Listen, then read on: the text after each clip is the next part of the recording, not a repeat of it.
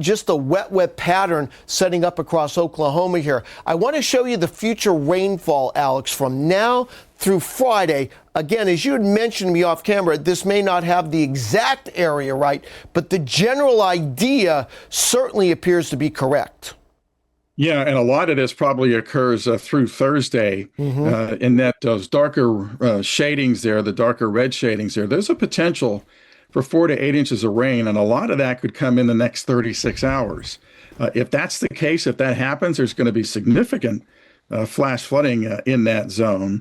But you're also going to get pockets outside of that dark red zone where there will be some heavier rain and there will be some localized flash flooding as well.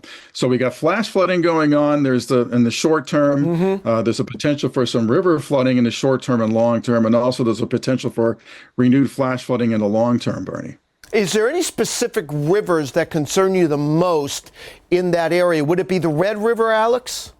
Yeah, the Red River of the South. There's actually one up in the Dakotas, too. Yeah. We're referring to the Red River in the South here, and the Canadian River, which I believe feeds into the Red River. And there's also the Arkansas River, which runs through part of this as well, and to some extent, of course, the Missouri. So we're watching those rivers.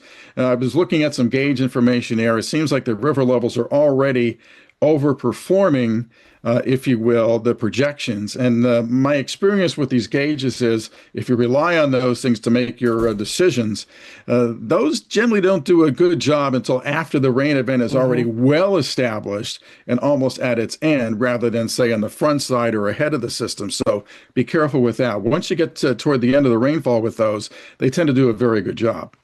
Alex, really quickly, I want to show you we do have flood watches out, obviously, for Oklahoma, but we also have the warnings along the Mississippi here. Let me give you a live look. You can see what happened this weekend in Norman. Let's give a live look out of Vicksburg, Mississippi here this morning, and then I want to follow it up. Here's the river level, and you made this point a couple of weeks ago. Nothing on the Mississippi happens quickly.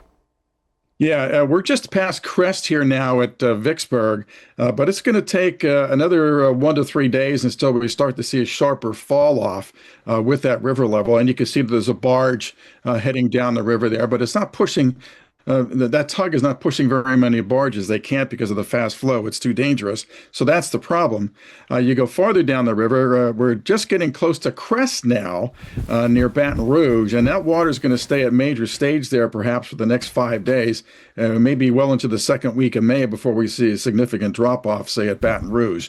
There's ports along the river, so it's important when there's high water there, these ships can't get in and out of there where they want to, and the operations, they have to really take care with that. AccuWeather flood expert Alex Sosnowski. Alex, thanks for joining us here on AccuWeather Early.